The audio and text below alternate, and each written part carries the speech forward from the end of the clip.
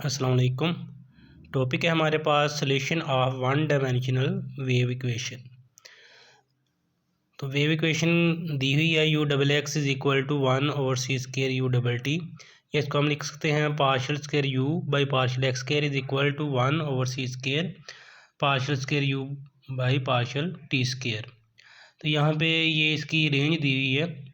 तो कह लें कि यहाँ पे जो वेव की लेंथ है, या कह लें कि जो आपके पास स्ट्रिंग है उसकी लेंथ 0 to L होती है, और यहाँ पे t ग्रेटर दैन 0 ये टाइम को डिनोट करता है।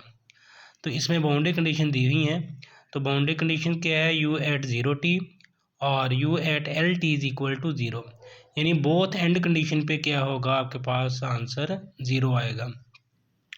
या ये भी कह सकते हैं कि इसके जो एंड पॉइंट के हैं वो फिक्स है, यानी 0 पे भी उसकी वैल्यू फंक्शन की 0 है और L पॉइंट पे भी फंक्शन की वैल्यू क्या है, 0 है। इसके बाद इनिशियल कंडीशन दी हुई है कि u एट x 0। अब इनिशियल कंडीशन क्या है, ये टाइम पे दी होती हैं। तो यानी जब टाइम 0 होगा तो यहाँ पे क्या है, इसकी वैल्यू फंक्शन की वैल्यू f ऑफ x और फंक्शन के डेरिवेटिव की वैल्यू, या ऐसा कह लें कि जो वेलोसिटी है ये उसकी वैल्यू, क्योंकि जब हम डिस्प्लेसमेंट का डेरिवेटिव लेते हैं तो आपको क्या देता है, वेलोसिटी देता है। तो जो फंक्शन का डेरिवेटिव है उसकी वैल्यू क्या है, वो भी 0 है time t is equal to 0 पे। तो सोल्यूशन से पहले हम इसकी फ़िज़िकल इंटरप्रिटेशन करेंगे, यानी फ़िज़िकल इंटरप्रिटेशन से मुराद के बाउंड्री कंडीशंस आपको क्या शो करवा रही हैं। तो यहाँ पे देखें बाउंड्री कंडीशन, जैसे मैंने पहले भी बताया कि एंड पॉइंट पे क्या है कि ये फिक्स है, यानी एंड पॉइंट पे आंसर 0 आ रहा है। तो यहाँ पे यही चीज़ मैंने लिखी, the problem describe the transverse vibrations of a stretch string of length L whose ends are fixed at x is equal to 0 and x is equal to L। यानी जिस स्ट्रिंग में हम वो वेव क्रिएट करते हैं वो and point पे क्या है, फिक्स है for all time t। The initial displacement of the string is given by f of x, यानी जो स्ट्रिंग का इनिशियल डिस्प्लेसमेंट है उसकी कोई ना कोई वैल्यू f ऑफ x, यहाँ पे f ऑफ x की कोई ना कोई वैल्यू भी हो सकती है, या जनरल हम इस तरह फंक्शन भी ले सकते हैं। From where it is released so that its initial velocity is 0। तो इनिशियल वेलोसिटी भी इसकी 0 दी हुई है। अब नेक्स्ट हमने क्या करना है, इसका सोल्यूशन फाइंड आउट करना है। तो अब सोल्यूशन फाइंड आउट करने के डिफरेंट मेथड हैं, लेकिन यहाँ पे जो हम मेथड यूज़ कर रहे हैं उसका नाम है सेपरेशन ऑफ वेरिएबल मेथड। तो सेपरेशन ऑफ वेरिएबल मेथड हम तब लगा सकते हैं जब कह लें कि ये इस तरह की फॉर्म में डेरिवेटिव दिए हों, यानी अलग अलग डेरिवेटिव दिए हुए। इधर ये देखें एक्स के दिए हुए हैं, इधर टी के दिए हैं, और इसके साथ एक्स के फंक्शन नहीं है और इसके साथ टी के फंक्शन नहीं है। हाँ, ये हो सकता है फॉर एग्जांपल इसके साथ कोई टी का फंक्शन होता है उसको हम इधर ले आते, या इसके साथ कोई एक्स का फंक्शन होता है उसको हम उधर ले जाएं। यानी इस तरह अगर इजीली लेके जा सकते हैं तो फिर सेपरेशन ऑफ वेरिएबल मेथड लग सकता है। तो यहाँ पे क्या किया कि मैंने सेपरेशन ऑफ वेरिएबल मेथड लगाना है। तो यहाँ पे मैंने सोल्यूशन इसका लेट करना है, कैपिटल एक्स जो क्या है वो सिर्फ एक्स का फंक्शन है, और कैपिटल की टी क्या है वो स्मॉल टी का फंक्शन है। यानी वैसे तो पार्शियल डिफरेंशियल इक्वेशन में क्या होता है कि एक जो डिपेंडेंट वेरिएबल होता है और एक से ज़्यादा इंडिपेंडेंट वेरिएबल होते हैं। अब हमने इसको इस तरह सेपरेट करना है कि ये देखें जो कैपिटल एक्स फंक्शन है ना, उसमें सिर्फ एक इंडिपेंडेंट वेरिएबल होगा स्मॉल एक्स, और इस तरह जो कैपिटल टी फंक्शन है उसमें एक इंडिपेंडेंट वेरिएबल स्मॉल टी होगा। तो ये अलग अलग तो क्या है, दोनों ऑर्डिनरी फंक्शन बन जाएंगे, लेकिन ओवरऑल क्या है, ये पार्शियल फंक्शन ही बनेगा। और यहाँ पे देखें जब मैं इसका डबल डेरिवेटिव लूँगा एक्स के रिस्पेक्ट, तो एक्स के दो डेरिवेटिव हो जाएंगे, टी का कोई डेरिवेटिव नहीं आएगा, तो इसको डबल प्राइम टी लिख दिया। और इस तरह जब आप टी के रिस्पेक्ट डेरिवेटिव लेंगे तो टी के दो डेरिवेटिव आएंगे, एक्स कांस्टेंट रहेगा। तो यहाँ पे यू डबल टी की वैल्यू क्या आएगी, एक्स टी डबल प्राइम। अब ये वैल्यू क्या है जो हमारी गिवन इक्वेशन है, ये वाली जो गिवन इक्वेशन है u double x is equal to 1/c² u double t, इसमें हम ये दोनों वैल्यूज़ क्या करेंगे, यू डबल एक्स और यू डबल टी की वैल्यूज़ पुट कर देंगे। अब नेक्स्ट देखें मैंने वैल्यूज़ पुट कर दी, लेफ्ट साइड पे था यू डबल एक्स, उसकी वैल्यू मैंने x double prime t is equal to 1/c² x t double prime. तो अब यहाँ पे सेपरेट करना है, हमने क्या करना है, सेपरेट करना है। तो एक्स वाले टर्म्स एक तरफ मैं ले जाता हूँ और टी वाली टर्म मैं एक साइड पे ले जाता हूँ। तो ये एक्स इस तरफ आकर डिवाइड हो जाएगा, x double prime over x, और ये टी राइट साइड पे आकर डिवाइड हो जाएगा, तो 1/c² T double prime over t. अब यहाँ पे देखें एक बात जो नोट करने वाली है कि हम यहाँ पे एक कांस्टेंट लगा देते हैं, सेपरेशन कांस्टेंट इसको बोलते हैं। अब यहाँ पे मैंने लिखा x double prime over x is equal to 1 over c square t double prime over t. अब इसको देखें हम कांस्टेंट के इक्वल क्यों लिख सकते हैं। अब ये देखें ना, हमारे पास जो एक्स है ये क्या है, सिर्फ स्मॉल एक्स का फंक्शन है, और इस तरह जो कैपिटल टी है वो क्या है, वो स्मॉल टी का फंक्शन है। तो एक्स और टी के फंक्शन तो आपस में बराबर नहीं हो सकते। हाँ, तब बराबर होंगे जब ये दोनों के जो डबल डेरिवेटिव है इसको सिंपलीफाई करने के बाद आंसर कोई कांस्टेंट आए, यानी इसका भी कोई कांस्टेंट आंसर आ जाए, इसका भी कोई कांस्टेंट आंसर आ जाए, फिर तो वो बराबर हो सकते हैं। फॉर एग्जांपल इसको हल करने से आंसर 5 आ जाता है और इसको भी हल करने से आंसर 5 आता है, तो ये क्या है, कांस्टेंट होके बराबर हो सकते हैं। लेकिन ये है कि अगर इसको हल करने से 2x आए और इसको हल करने से 2t आ जाता है, तो अब ये देखिए 2x और 2t तो आपस में बराबर नहीं होंगे। तो इसलिए क्या है कि जब दो वेरिएबल का आंसर हमने कहना है इक्वल है, तो वो तभी इक्वल हो सकता है जब वो कोई कांस्टेंट नंबर आए। तो इसलिए हम एक यहाँ पे सेपरेशन कांस्टेंट k यूज़ करते हैं। नेक्स्ट देखें, since for non trivial solution separation constant must be negative, so let k is equal to minus lambda square. अब ये देखें, अगर तो बाउंड्री कंडीशन ना दी हूँ तो फिर तो हम इसको सॉल्व कर देंगे, यानी एक बार k की वैल्यू 0 ले लेंगे, एक बार k ग्रेटर दैन 0 ले लेंगे और एक बार k लेस दैन 0 ले लेंगे। तीनों कंडीशन के लिए क्या होगा, आंसर आ जाएगा। लेकिन ये है कि जब बाउंड्री कंडीशन गिवन हो तो वो कोई फिजिकल प्रॉब्लम होता है। अब यहाँ पे भी ये देखें, ये हम वेव इक्वेशन की बात कर रहे हैं, तो ये एक फिजिकल प्रॉब्लम है। तो जब बाउंड्री कंडीशन गिवन होती हैं तो यहाँ पे क्या होता है कि जो सेपरेशन कांस्टेंट है वो नेगेटिव होना चाहिए। अगर वो नेगेटिव नहीं है तो फिर आपको ट्रिवियल सोल्यूशन मिलता है, यानी यू की वैल्यू 0 मिल जाएगी दोनों केसेस में। लेकिन अगर के की वैल्यू आप नेगेटिव लेते हैं तो फिर आपको नॉन ट्रिवियल सोल्यूशन मिलता है। तो अब ज़ाहिर है फिजिकल प्रॉब्लम है, हमें इसका नॉन ट्रिवियल सोल्यूशन चाहिए। तो मैं क्या करूँगा, यहाँ पे के की वैल्यू मैंने नेगेटिव कांस्टेंट ले ली, तो k is equal to minus lambda square, यानी लैम्डा स्क्वायर तो पॉजिटिव रहेगा, माइनस से मल्टीप्लाई होकर जो भी आंसर आएगा माइनस का आएगा। ये मैंने एक्सप्लेन कर दिया। अब नेक्स्ट हम यहाँ से के की वैल्यूज ये पुट करेंगे, x double prime over x is equal to minus lambda square, और इधर इसको भी मैंने लैम्डा माइनस लैम्डा स्क्वायर के इक्वल ले लिया। तो ये डिनोमिनेटर में इस तरह जाकर मल्टीप्लाई हो जाएगा, x double prime lambda square x is equal to 0, यहाँ से D square plus lambda square of x is equal to 0। तो यहाँ से ये इसकी ऑक्सिलरी इक्वेशन बन गई, D square plus lambda square is equal to 0। तो कुछ राइटर इसको एम स्क्वायर ये प्लस लैम्डा स्क्वायर, असल में यहाँ पे सब्स्टिट्यूशन होती है x is equal to e की पावर एम एक्स, तो हम वो तो पुट नहीं करते क्योंकि हमने वो फार्मूला पहले पढ़ा हुआ है। तो हम डायरेक्ट यहाँ से ऑक्सिलरी इक्वेशन क्या है, इसको आप 0 करके ऑक्सिलरी इक्वेशन बना लेंगे, D square plus lambda square is equal to 0। यहाँ से D square is equal to minus lambda square आएगा, डी की दो वैल्यूज आएंगी प्लस माइनस आयोटा लैम्डा। इस तरह इधर भी मैंने सॉल्व किया, 1 over c square t double prime over t is equal to minus lambda square. तो यहाँ से भी इसको भी सॉल्व करेंगे तो ये इसकी ऑक्सिलरी इक्वेशन बनेगी, D square plus lambda square c square is equal to 0। तो यहाँ से भी डी के दो रूट्स मिलेंगे, प्लस माइनस आयोटा लैम्डा सी। तो अब ये देखें, मैं इसकी बात करता हूँ, ये आपकी एक्स में इक्वेशन थी। अब एक्स क्या है यहाँ पे, ये अब पार्शियल डिफरेंशियल इक्वेशन नहीं रही, क्योंकि एक्स सिर्फ एक ही इंडिपेंडेंट वेरिएबल है इसमें इन्वॉल्व, तो ये ऑर्डिनरी डिफरेंशियल इक्वेशन हो चुकी है। तो हम इसका सॉल्यूशन ये हम पहले पढ़ चुके हैं, बीएससी की क्लास में भी हमने पढ़ा हुआ है, मैथमेटिकल मेथड ऑफ फिजिक्स में, कि जब आप ये रूट्स जो अगर तो रियल में आते हैं तो हम ई की पावर में लिखते हैं, यानी फ़र्ज़ करें दो रूट्स आते हैं 1 और 2, तो हम ई की पावर एक्स और ई की पावर 2x इस तरह लिखते हैं। और जब आयोटा की फॉर्म में आते हैं तो हम आंसर क्या है, कॉस साइन की फॉर्म में लिखते हैं। तो अब यहाँ पे देखें कि एक्स में इक्वेशन थी, तो यहाँ से एक्स का सोल्यूशन बनेगा A cos lambda x plus A2 sine lambda x. तो यहाँ पे A1 कर लें आप, यानी दो कॉन्स्टेंट यूज़ किए, एक A1 और एक A2।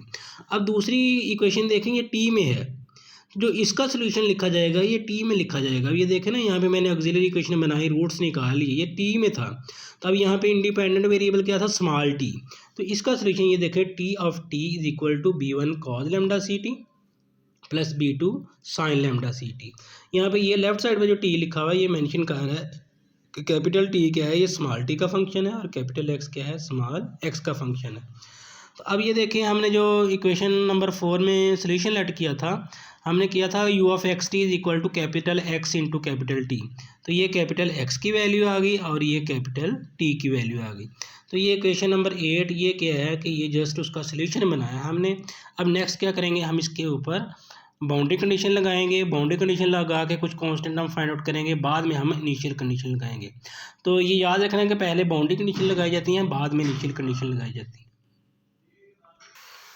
तो अब बाउंड्री कंडीशन हमें दिया हुआ था कि जो एंड पॉइंट पे है वो फंक्शन की वैल्यू 0 आती है, यानी u at 0t is equal to भी 0 था और यू एट एल टी भी 0 था।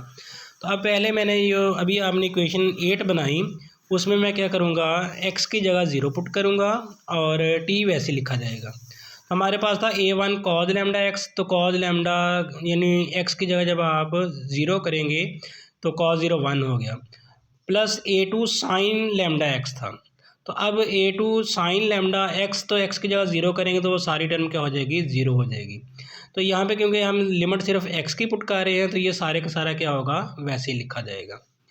अब नेक्स्ट देखेंगे फॉर नॉन ट्रिवियल सोल्यूशन, क्योंकि ये देखिए मैंने पहले भी बात की थी कि जो लैम्डा हमने लिया था नेगेटिव वो हमने नॉन ट्रिवियल सोल्यूशन के लिए था, क्योंकि ट्रिवियल सोल्यूशन तो सभी का एग्जिस्ट करता है, u is equal to 0 left side right side पे पुट कर दें तो वो आंसर है। लेकिन हम कौन सा सोल्यूशन फाइंड आउट करना चाह रहे हैं, हम non trivial solution find out करना चाह रहे हैं। अब ये देखें ना, अगर ये फंक्शन 0 हो तो ये इक्वेशन 8 जो अभी आपने बनाई थी ये उसके साथ भी लिखा आ रहा था, तो उसका मतलब वो u आपका क्या होगा, वो सारे का सारा 0 हो जाएगा। तो नॉन ट्रिवियल सोल्यूशन के लिए इस फैक्टर को क्या होना पड़ेगा, नॉन ज़ीरो होना पड़ेगा। अगर ये फैक्टर नॉन ज़ीरो है तो फिर a1 की वैल्यू क्या हो जाएगी, वो 0 हो जाएगी। तो इक्वेशन 8 में फिर हम क्या करेंगे, जो a1 sign cause lambda x plus a2 sine lambda x था तो वहाँ पे हमने a1 की जगह 0 पुट कर दिया, तो आपके पास ये सोल्यूशन बचा a2 साइन लैम्डा एक्स और ये बाकी का फंक्शन सारे का सारा वैसे लिखा गया।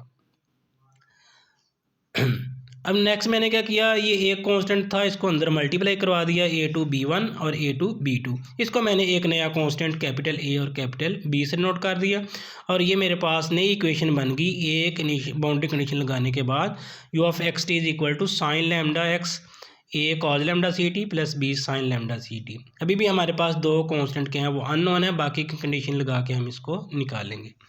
अब सेकंड कंडीशन थी कि u at l t is equal to 0, यानी सेकंड एंड पॉइंट पे भी आपकी जो स्ट्रिंग थी वो रेस्ट पे थी या फिक्स थी, तो अब मैंने x की जगह l पुट करना है और t को वैसे लिखा रहने देना है।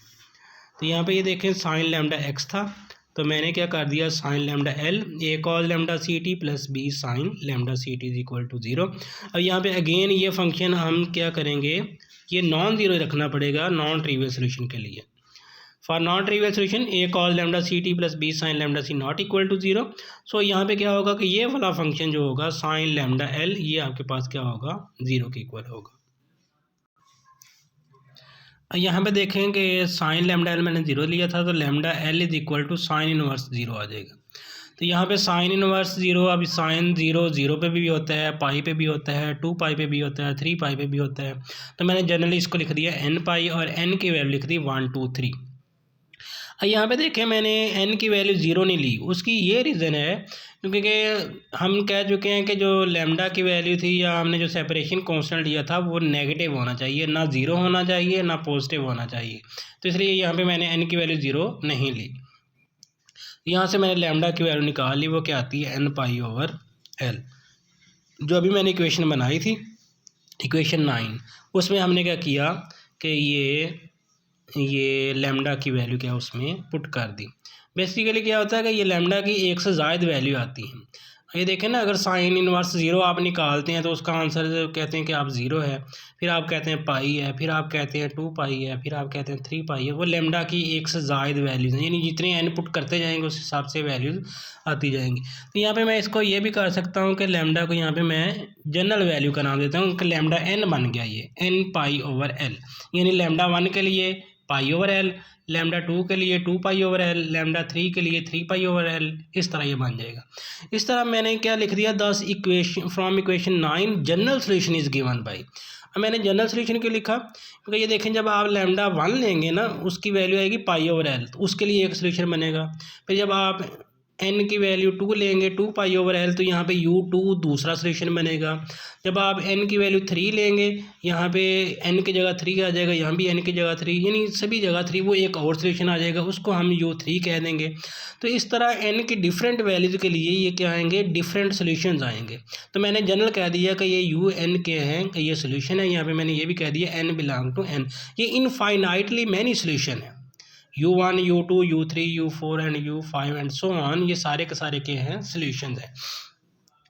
अब नेक्स्ट क्या है कि एक प्रिंसिपल ऑफ सुपरपोजिशन होता है, वो मैं थोड़ा सा बस यहाँ पे बता देता हूँ कि फ़र्ज़ करें कि एक इक्वेशन है, उसके जो आपने सोल्यूशन निकाले हैं वो कह लें कि फ़र्ज़ करें 3 सोल्यूशन उसके u1 u2 u3।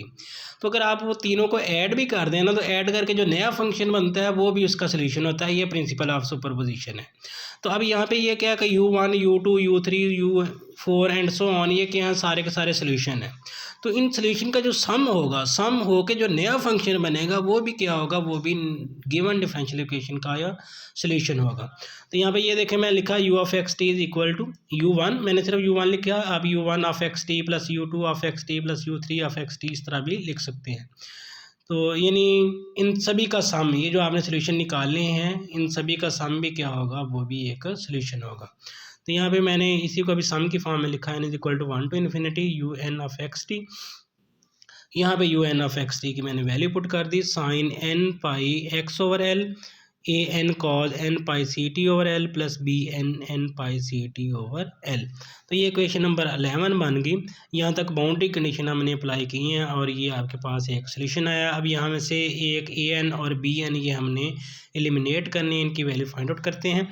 Now applying initial condition. Initial condition दो थी, एक तो ये है कि यानी डेरिवेटिव पे उसकी वैल्यू 0 के इक्वल थी, तो इसलिए यहाँ पे पहले मैंने इसका डेरिवेटिव ले लिया U T of x T. अब डेरिवेटिव देखें आप किसके रिस्पेक्ट ले रहे हैं, टी के रिस्पेक्ट, तो ये फंक्शन कांस्टेंट होगा। यहाँ से कॉज का डेरिवेटिव आएगा माइनस साइन, और यहाँ से साइन का डेरिवेटिव आएगा कॉज, और फिर इसके एंगल का भी डेरिवेटिव आना था एन पाई सी ओवर एल, और इसके एंगल का डेरिवेटिव भी एन पाई सी ओवर एल आना था। तो वो मैंने यहाँ पे ये वाला कॉमन करके लिख दिया यहाँ पे। अब नेक्स्ट मैं क्या करता हूँ, यानी u t at x zero is equal to 0 given था, तो अब मैंने क्या करना है कि x वैसे रहने देना है, t की जगह 0 पुट करना है। तो sign n pi x over l ये वैसे ही, यहाँ पे था आपके पास डेरिवेटिव लेने के बाद माइनस साइन आया था, माइनस ए n sine n pi c t over l, तो वो साइन 0 की वजह से 0 हो गया। इसके साथ कॉस था, तो कॉस 0 1 होता है n पाई सी ओवर l। अब यहाँ पे फिर से देखेंगे ये sign n pi x over l, ये तो आपके पास 0 नहीं हो सकता, क्योंकि जो आपने ये इक्वेशन नंबर 11 में सोल्यूशन फाइंड आउट किया उसमें भी ये साथ मल्टीप्लाई हो रहा है। अगर ये तो 0 हो गया फिर तो सारे का सारा u आपका 0 हो जाएगा, वो फिर से ट्रिवियल सोल्यूशन आ जाएगा। तो इस वजह से ये आपका क्या है, ये अब 0 नहीं होना चाहिए। तो अब यहाँ पे क्या होगा, फिर बी एन 0 होगा। तो यहाँ पे मैंने लिख दिया for non trivial solution sine n pi x over l not equal to 0, so B n is equal to 0। Thus from equation 11। अब इक्वेशन 11 में क्या है कि बी एन 0 कर देंगे, तो आपके पास ये सोल्यूशन बचेगा u of x t is equal to summation n is equal to 1 to infinity a n sine n pi x over l cos n pi c t over l। अब second condition apply करेंगे u at x 0 is equal to f of x. अब फिर हमने T की जगह 0 करना है, तो यहाँ पे ये देखिए ये कॉज 0 1 हो गया, ये वैसे आ जाएगा, ये भी वैसे आ जाएगा, और इसकी जगह हमने यू एट एक्स 0 वो हमने एफ ऑफ एक्स लिख दिया। यहाँ पे देखें हमने ए एन की वैल्यू फाइंड आउट करनी है। अब ए एन की वैल्यू कैसे निकलेगी, अब एक तो ये है ना कि ये ए एन यहाँ से आप कॉमन निकालें, ये सारी चीज़ें उस तरफ जाकर डिवाइड हों। अब यहाँ पे ये चीज़ें देखें सम हो रही हैं, जैसे ए एन है तो पहले आएगा A1 sine pi x over L, फिर प्लस A2 साइन 2 पाई एक्स ओवर एल। तो यहाँ से तो ए एन हम बाहर नहीं निकाल सकते, तो इसके लिए ये क्या है कि half sine formula Fourier series उसको बोलते हैं, वो यहाँ पे अप्लाई किया है। तो यहाँ से ए एन की वैल्यू क्या आती है 2 over l integral 0 to l, यानी यही कह लें कि यही जो समेशन है ये आपकी किस में कन्वर्ट हो जानी है, इंटेग्रल में। तो यहाँ से ए एन की वैल्यू जैसे हम कहते हैं ना ये उस तरफ जाकर डिवाइड हो जाएगा, डिवाइड नहीं होना, बस ये है कि ए एन की वैल्यू क्या आ जाएगी 2 over l integral 0 to l sine n pi x over l f of x d x. यहाँ पे मैं थोड़ा सा हिंट दे देता हूँ ये किस तरह निकलते हैं। ये ऑर्थोगोनैलिटी चेक करते हैं, उसका इंटेग्रल होता है -l to l, तो वहाँ पे sign n pi x over L और एक फंक्शन हम लेते हैं साइन एम पाई एक्स ओवर एल। जब एम और एन की वैल्यू हम इक्वल कर देते हैं वहाँ से उसको इंटीग्रेट करने के बाद ये आंसर आता है। तो खैर आप यहाँ से ये डायरेक्ट लिख सकते हैं कि ए एन की वैल्यू क्या आएगी, ये नहीं, ये सेम फंक्शन उस तरफ चला जाता है और 2 over l integral 0 to L आ जाता है।